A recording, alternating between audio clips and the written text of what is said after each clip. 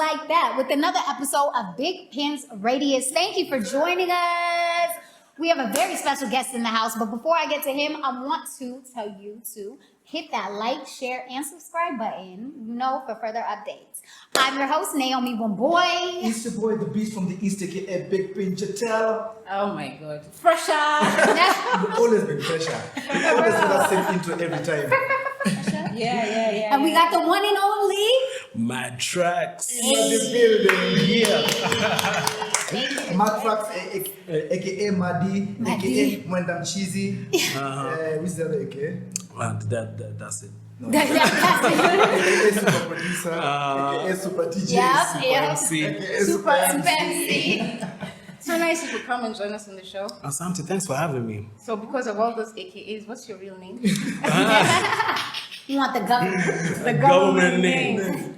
George. George. Yeah, so that's who wakes up in the morning. I wake up as George. He actually looks like a George. Yeah, it does. I do, right? Yeah. Like a George. Like if George is Taken years. George have chilled vibes. They're just, George. But the other Georges I know are all chill. Yeah. Years of hard work. I'd like to thank. Shout out. So anyway, how did you and Chris meet? Oh man, do I even remember? It's been a I minute. remember, it's been a minute. I think I met him through my cousin, Porgy. Porgy's your Cousin? Yes. Porgy is my cousin. Are you serious? Yeah. Oh, okay. Yeah. So there are two Georges in the family. Yeah. The two cool Georges in the family. Exactly. One Porgy. You guys are really. Yeah, and our fathers were best friends. Oh, so, nice. mm. Yeah. Okay. That's dope. Yeah. So that's how, was it through the flower also? Is that the same story? The tattoo? The guys- tattoo of the flower. The flower. Oh, that was Porgy's story. So Porgy's Oh, story. yeah. Yeah, so it was how we met Porgy and he was telling me. No, okay, it's okay. Well, I was just giving an analogy. Just trying to explain. I've never had this story. I So that he We'll tell you the story. We'll tell you the story. Uh-huh. So, Pin, what is your recollection of how you met? I think I remember through Porgy, but I remember I knew you through your music first. Okay. Because Porgy played for me. Same thing here. Yeah. So I remember Porgy playing for me because he was like, since I was the OG, one of the OGs there. If Pin doesn't approve of this song. So nothing. Yeah. So anyway, in the castle, Porgy tells me, there's this new guy. We just listened to this song. So I hear Border. We get. So he plays for me Border. In the camp, like, wow. I was like, who's this? Like, this is Alan's bro. Now The DJ. DJ Styles. DJ Styles bros like, wow. And this thing's like, I've heard of this. It's like, and he's a producer too. So that is the whole fascination I came. Wow. So I remember when I first met him now, I remember when I first met him now on a one-on-one, was at your place at Roasters. And I think there was an event, for your lady or something. Oh, it must have been her 50th birthday party. It was really big. It was really big. Yeah. We did her 50th birthday party. So, Porgy was my right-hand man in the video. Oh. So Porgy and I, we've grown up together. It's just been, Family. life together, Yeah. And of course, I've been a fan of Bigpin and the whole Ogopa stable. So yeah, of course. I didn't know you were at that party. That party was crazy. It was lit. It was lit. And when you were coming up in the industry, because he referred to you as DJ Styles' brother, did you have that tag? Did you have to get rid of that tag and create your own name? Like, I'm not DJ Styles' brother, I'm Madtraxx. Did you have that problem coming in the industry? Or did it make it easier? Because sometimes it makes it easier because you have a brother in the industry. It makes it easier, but there are times it's to live up to that. Yeah, I remember the first time. So when for me as a DJ, it made it easier. So I started out as a DJ, and I was DJing for my brother. I was more into the technical stuff, but I used to open up for him and stuff like that. As a DJ, it was easier. As an artist, not so much, because the people that he used to work with. So say he used to work with DJ Pinye. Pinye rejected my music. He used to work at Capitol. When I took Border, the first time I took Border to Capitol, and I took it to Eve D'Souza, she looked at me like, What's this? I'm only gonna give you one play because your DJ Styles' brother. Wow. Me, who am I? Me and my crew, 512 Ridgeways guys, we waited for that one play with our phones, with the cheese phones. So they used to do that, just come out with these kabambes, like 20 bobs, 50 bobs. So I changed, I bought like, say like 1,000 bob worth of like kabambes, and I had everybody's phone. Play that song again, play that song again, and again. Pinye also gave me one play as well. But then after that, he never played any of my music. So I can't quite say that it made it easier. But as for me, like creating my own identity, I've always been my own person. I've never really like hang on to him like I'm following him around. It was only when I was learning how to drive that I was hanging around. He made me his driver. So, I'll just make my own moves. I'll go to radio stations by myself, TV stations by myself. But his connections definitely did come through. I can't say that I did it without him. But in terms of creating my own identity, it's not like I was tagging along with him, so people didn't quite realize that you were brothers. That we're brothers. So were you signed with Caliph Records? Because I could have sworn that's where I met you. Was Caliph That's where we Records. met. Yeah. Were you with? Did you? So you've asked me that question. I'm going to ask you a question. So now what happened is the same time that I was coming out, it's 2008, Major was coming out, and Styles and DJ Clemo were friends. Styles was friends with a lot of producers. I think at some point Styles wanted to be a producer because he was friends with Ted Josiah, Lucas, Clemo, Musioka. And so when he met with Clemo was like, I have my new artist, it's called Major. And so when I went to Caliph Records and I met Major and I met Jimwat and I met JUACALI and I met all these people, I was like, there's a certain element of Kenyan music that I don't understand that these people understand. And so I wasn't signed there. And I remember it was really, it was crazy because at the time now, my mom had bought a new car, and so she gave me her Benz. So I used to drive this Benz, right? I was driving this Benz to Caliph. I could just see the eyes and everything. Spoiled brat. So no, I wasn't signed, but it was, and Clemo accepted me. He accepted me as a little brother, and I'll always appreciate him for that. I wasn't signed, but I was learning. It was a learning curve for me. Now, my question to you, were you dating Major? Yo.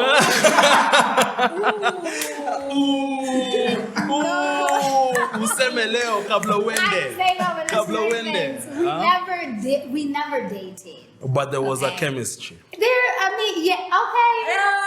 was a chemistry on one end. Did you guys kiss? You know what? Sorry. This show is not about me. It's partly about you.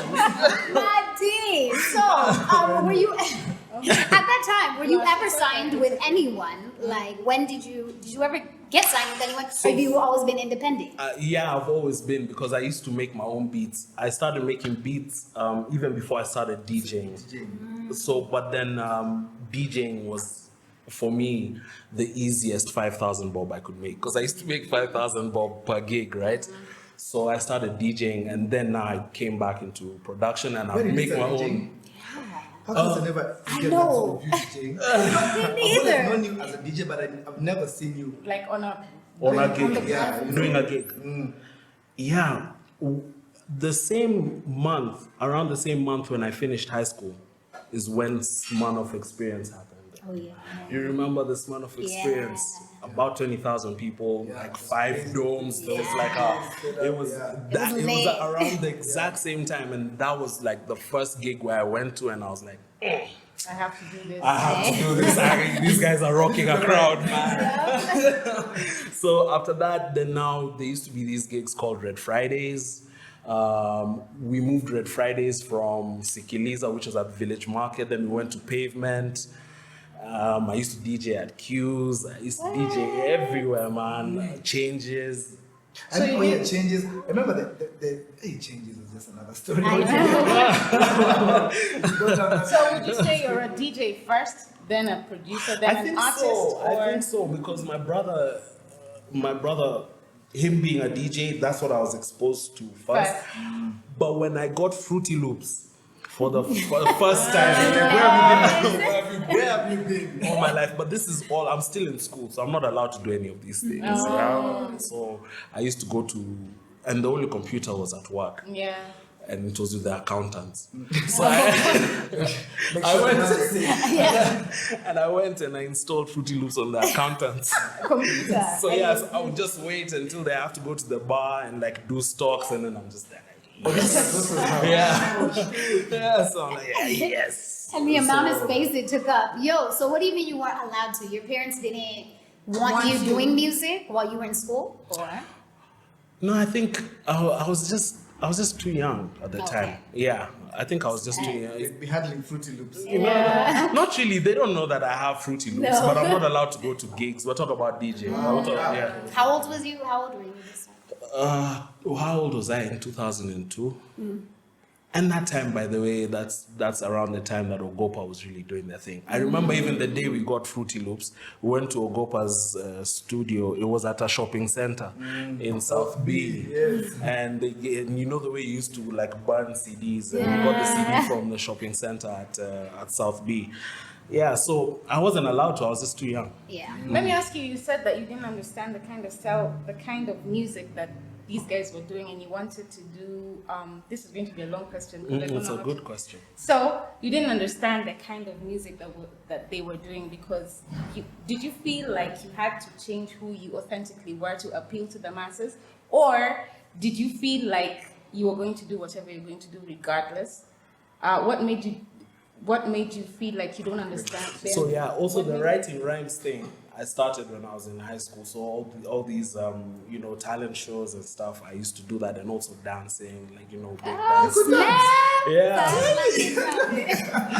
Yeah. So what happened is there was a day, and I remember I was still in high school, and I was taking my brother somewhere. We're on State House Road, and Dunda plays. Dunda is a song by Habib and Manga, and so he started explaining to me about Kenyan music, and he was like, there's certain things that Kenyans just Like, innately move towards. Yeah. And so when I was doing Boda Boda, because I was a DJ who used to play crunk.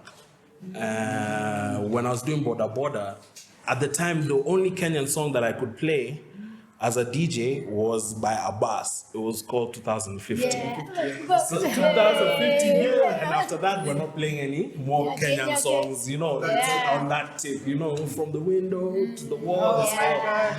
So I went down that road. I did a crunk song, but I made sure, because of that discussion that we had with my brother, that I did it in Kiswahili, which for me, hard. I've never been to, not in a bad way, I've Yeah, never been to I know. any school that teaches Kiswahili in the curriculum. Yeah. And you So wouldn't that's know. So Yeah. you just sat down and wrote that by yourself. Yeah, I wrote that by myself. So did you have someone teach you the lingo and? No, I've always been a fan of culture. So whatever is going on in the culture, I even aware of it. like me. I bet you me and Bigpin can have a conversation in that Nati language, Yes. and You'll get it. we did. I wasn't even in South Sea. Yeah. Do you get what I mean? But I wanted to be from South Sea. You guys were so Yeah. mad. Yeah. Actually, like when I had first met you, I was like, "Is he from America?" I could have sworn that you were from America when I first met you because you spoke English so well, and I was like, "He is not," but he hanging out with the hood guys. He keeping up. Yeah. So I made sure I did it in Sheng. Yeah. Now, So that was a conscious thing. That's what I was asking. You did yeah, a conscious that was thing. a conscious thing. However, now we're talking about sound. You see, the crunk sound also was not Kenyan. Yeah. Also. You understand? Yeah. And that's what made it interesting. It made it interesting, but at the same time, there was something I needed to understand about the Kenyan audience, which is why I went to Calif. So the time I'm going to Calif, under 18 is big, BD Yangu is big, Kiasi is big, and so there's a certain sound that I was understanding, and I would take them to shows. I would go to shows with them. I'd be in the entourage, in the convoy, and and JUACALI was this like massive force. You know what I'm saying? Yeah. Where it's like he comes on stage and it's like, what? And everyone, and then I'm telling you, everybody there would were go probably crazy. chicks who fainted. I'm Yeah. telling you, it was so mad. So me going to Caliph and working with the Caliph guys, I was understanding something about the Kenyan Culture, Yes. sound. and for sure, it contributed to how long I've understood the industry and how long I've been able to do music. Because you navigated really well, and they credit you for Gengeton. Do you feel like you should be credited for it? Definitely, man. Exactly. So yeah, anyway, they credit you for it, and I wanted to ask because there's been a lot of criticism, praise and criticism in terms of like, okay, me personally, I feel like this industry. You know how in the States there's a lane for Kendrick, there's a lane for J. Cole, who's Drake. You know, they're all doing their own different things and are both commercially successful. They don't all sound the same. But I feel like Gengeton has like some really copy-paste elements that is lacking to make it like, you know, more appealing to more people. Do you get me? I understand, and I agree to some extent. You do? I do. I agree to some extent. What it was when I was making these beats. So yeah, what you're crediting me for is like when I was doing things like Nyongwa. Yeah, when I was doing things like Bablas before the name Gengeton, the name. But there was an element of creativity to some extent when Gengeton, say around 2020. When Gengeton was hot, it felt like they were picking up a template and then just regurgitate it. exactly. And also in terms of let's talk about how the content of the music. So when we were doing music, Major and I, at the time, our music had to be clean. You understand? This is now when we're doing Scamares. Yeah. He's doing Landlord. I'm doing Get Down. He's doing Furaia. You get what I'm saying? However, and then if we try to do anything different, if we try to be even a little bit provocative, they won't play it. But if it comes from Jamaica, bend over, girl on the floor, girl, you know what I'm saying? So Those guys were like, What's this? and so we sort of tried, we were like, you know what? We're just going to do it Kifua. You know what I'm saying? And let me just go. And so we did Nyongwa, and that's when now we started like anza kuonana tumalize kwa kiti. So we're provoking the industry. Yeah. Now our intention was not that the whole industry will now be based off On of that, sex. Okay, let's make it clear. For us, it was to prove a point that we can do it. we can do it different. There are different angles. Yeah. Because all the music was, you know, wherever it came from, it was clean banjuka too. You know what I'm saying? It's just really clean music. It's like to a point. Yeah, but now Gengeton, in terms of when they came out, first few songs, because you remember officially when Gengeton, for me, when they picked it up was when there was that one for the lollipop. Lamba Lolo. Yeah. So yeah. So when Lamba Lolo came out, we're cool with it. A couple more songs come out, I'm cool with it. And then now it just became, this is all the music is about. But see, now that's the problem. It's like a copy-paste. Like Yeah, artist that's wants something which is it working? Is Yes. the template which is working? Yes. Is the sound which is working? Yes. Let's run with that because Yes. it's tried and tested. Yes. And see now, the more you do that, the more you water the whole thing. down. 'Cause now Exactly. there's no. I think that's the problem. There's no. You just feel like it's the same thing. Yes. But I even feel we used to do those kind of songs with Kina Natafuta. You get. But we used to do them in a way. In a that different, you can't tell it's the yeah, same. It's like, but then I think they're doing the same thing, but I think it's in mass. Yeah. So now it sounds like, okay, this is all that people are talking about. You get. So as guys, it was one of those. When you guys are doing it, it's only you guys are doing it. So Yeah. it's interesting already. But it had been tried before. Yeah, Nonini did Yeah. it, and I remember even a teacher saying, "Me, these songs you guys listen to Nonini," And Wekamu, Nonini huh? was mad, yo. You know, there's a video where, have you seen the Wekamu video? Yes. There's a video where there's a Chile, she goes on her knees. And then, Yeah. Then the That's next how thing, you remember she's from eating a videos. sausage.